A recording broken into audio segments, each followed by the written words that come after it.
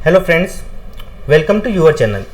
आज हम डिस्कस करने वाले हैं कि ऑप्शन बायर को डेली चार्ट की एनालिसिस करना क्यों इम्पोर्टेंट है, कैसे हम एक मोमेंटम ट्रेडिंग कर सकते हैं, कैसे हमें मोमेंटम ढूंढना है।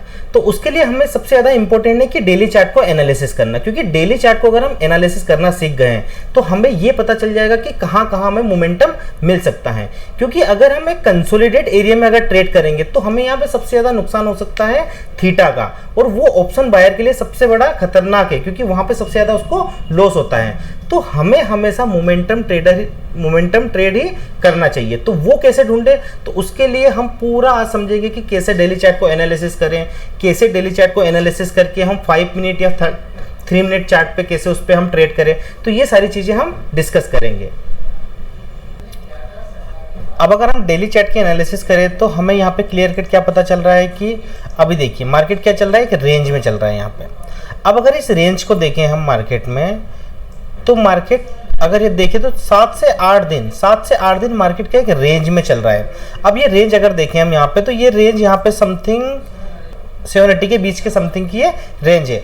अब यहाँ पे आप बताइए, इस 700 से 800 पॉइंट की रेंज के अंदर अगर हम ट्रेड करेंगे तो कहीं ना कहीं हमें छोटे छोटे सपोर्ट रेजिस्टेंस वगैरह दिखने लग जाएंगे। तो यहाँ पे हम कहीं ना कहीं अगर ऑप्शन बाइंग करेंगे तो हमें हर जगह सपोर्ट रेजिस्टेंस मिलेगा, और हर जगह सपोर्ट रेजिस्टेंस मिलेगा मतलब हर जगह हम ट्रैप हो रहे हैं। तो ये एक ऐसा रेंज है कि यहाँ पे ऑप्शन बायर को ट्रेड नहीं करना चाहिए, क्योंकि जब भी आप 5 मिनट ले लो, आप 3 मिनट ले लो या 1 मिनट ले लो, आपको हर जगह ट्रैप ही होते जाओगे। ठीक है, ये सबसे बेस्ट है ऑप्शन सेलर के लिए। अगर ऑप्शन सेलर इसमें ट्रेड करता है तो यहाँ पे उसको एक अच्छा बेनिफिट मिल सकता है, क्योंकि वहाँ पे थीटा का उसको पूरा पैसा मिल जाएगा। पर ऑप्शन बायर यहाँ पे ज़्यादा वेट नहीं कर सकता ना। तो यहाँ पे हमें क्या करना चाहिए, यहाँ पे हमें ये जो रेंज बन रही है, इस रेंज के ब्रेकआउट या ब्रेकडाउन का वेट करना चाहिए। अगर मार्केट अगर इस रेंज के अंदर ओपन होके अगर ये ब्रेकआउट देता है तो यहाँ पे हमें एक मोमेंटम मिल सकता है। अगर मार्केट इस रेंज में ओपन होने के बाद अगर ब्रेकडाउन देता है तो यहाँ पे हमें एक बड़ा मोमेंटम मिल सकता है। तो हमेशा अभी भी मार्केट अगर इस रेंज में ही चलता है तो यहाँ पे आपको ट्रेड नहीं करना है, क्योंकि ये सबसे ज़्यादा रिस्की हो जाएगा आपके लिए।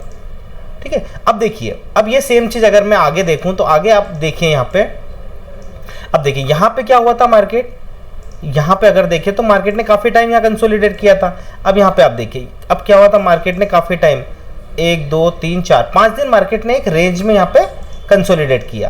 ठीक है, ये रेंज बनी, यहाँ पे 5 दिन मार्केट ने कंसोलिडेट किया। अब अगर इस रेंज में किसी ने ऑप्शन बायर ने ट्रेड किया होगा तो मैक्सिमम लॉस ऑप्शन बायर को यहीं पे होता है जब वो रेंज में ट्रेड करता है ना। अगर आप ऑप्शन ट्रेडर हो, अगर आप अपना पुराना पीएनएल निकाल के देखोगे तो सबसे ज़्यादा आपको लॉस है ना ऐसी रेंज में ही देखने को मिला होगा। राइट, अब यहाँ पे देखो, यहाँ पे जिसे यहाँ पे मोमेंटम मिला, मार्केट ने ब्रेकआउट दिया, इस रेंज का ब्रेक किया, इसके अंदर ओपनिंग करी, ओपनिंग होने के बाद जैसे इसका ब्रेकआउट दिया, मार्केट ने उस दिन भी मोमेंटम दिया, अगले दिन भी मोमेंटम दिया, कंटिन्यू करा, और कंटिन्यू करने के बाद आप खुद देखिए यहाँ पे मार्केट ने यहाँ पे बहुत बड़ा मोमेंटम दिया। अब यहाँ पे अगर देखो तो मार्केट ने यहाँ पे देखो 1200 पॉइंट की रैली बनाई। ठीक है, मार्केट ने 1200 पॉइंट की रैली बनी। अब देखो उसके बाद क्या हुआ मार्केट में, अब यहाँ पे अगर देखें तो ये जो एरिया था, अब देखो ये वाला एरिया, फिर मार्केट ने यहाँ पे क्या करा, फिर मार्केट ने ये जो कैंडल है, अब यहाँ पे अगर आप देख रहे हो तो अब क्या हुआ यहाँ पे, अभी जो एक कैंडल बनी थी, जो बड़ी कैंडल बनी थी, ये जो बड़ी कैंडल बनी है, इस बड़ी कैंडल के अंदर अब छोटी छोटी इनसाइड कैंडल बन गई। ये इनसाइड कैंडल, इसका हाई ब्रेक नहीं हुआ, फिर इसका भी इस दिन भी हाई ब्रेक नहीं हुआ, इस दिन भी हाई ब्रेक नहीं हुआ। अब देखो मार्केट फिर एक कंसोलिडेशन एरिया में आ गया। अब जब मार्केट ने एक बड़ी कैंडल के अंदर ही मार्केट अगर रेंज बना के चल रहा है तो हमें क्या करना चाहिए, फिर वो बड़ी कैंडल जो बनी है उसके ब्रेकआउट का वेट करिए। अब उसके 2-3 दिन कंसोलिडेट के बाद उसने जब ब्रेक करा तो मार्केट ने फिर बड़ी रैली दे दी यहाँ पे 800 पॉइंट की। तो ऐसे में जब जब मार्केट अगर एक कैंडल के अंदर ही अगर कैंडल्स बना रहा है, उसके हाई को ब्रेक नहीं कर रहा है और उसी कैंडल्स के अंदर ही अगर चल रहा है, तो यहाँ पे हमें ट्रेड नहीं करना है। और जब जब मार्केट एक अपने पुरानी कैंडल के हाई को ब्रेक करता है तो वहां पे एक मोमेंटम मिलता है, या फिर लो को ब्रेक करता है तो हमें मोमेंटम देखने को मिलता है। अब सेम चीज अगर आप पीछे की साइड देखोगे तो पीछे भी आप देखिए, यहाँ पे आप देखिए मार्केट ने क्या करा था, यहाँ पे भी एक रेंज बनाई थी। यहाँ पे देखिए कंटिन्यूसली मार्केट ने यहाँ पे एक रेंज बनाई थी। देखो आप, ये एक रेंज बना के चल रहा था और इसी रेंज में सबसे ज्यादा लॉस हमें इसी रेंज में देखने को मिलेगा।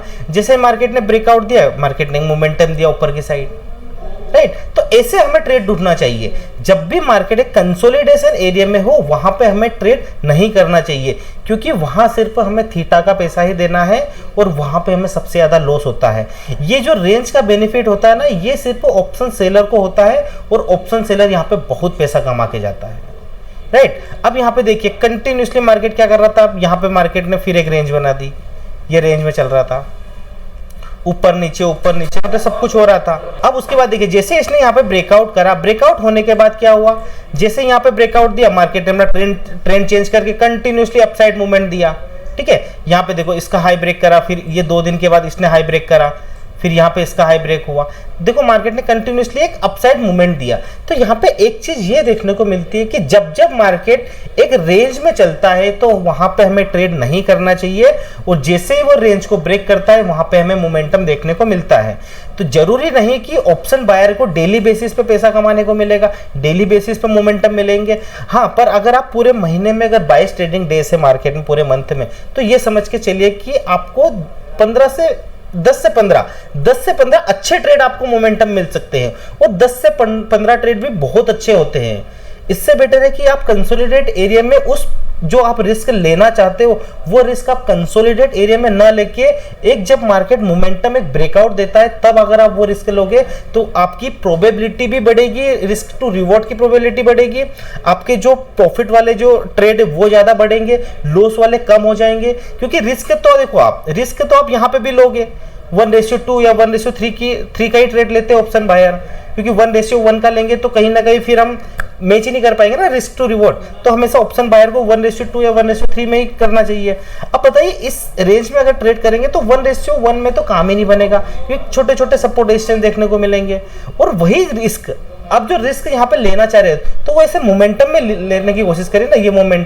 ये मोमेंटम जो ब्रेकआउट देता, ब्रेकआउट के बाद मोमेंटम, यहाँ पे देखिए ये मोमेंटम। तो वो जो पैसा आप वहां पे रिस्क लेने वाले थे वो रिस्क लीजिए आप जहां पे मार्केट ब्रेकआउट देता है, ठीक है।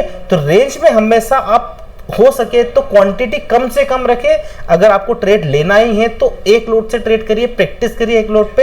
हाँ, जब मार्केट ब्रेकआउट देता है तो वहां पे अपने लोट साइज को इंक्रीज करिए, और जो रिस्क आप एक कंसोलिडेट एरिया में लेने की सोच रहे थे वो रिस्क आप एक मोमेंटम ट्रेड में लेने की सोचिए।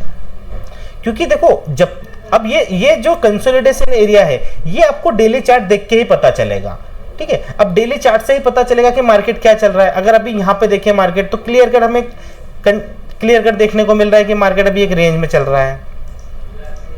यहाँ पे अगर हम देखें तो मार्केट क्या चल रहा है, पूरा एक रेंज में चल रहा है। देखो मैं आपको दिखाता हूँ, यहाँ पे देखिए। अब देखिए, अब यहाँ पे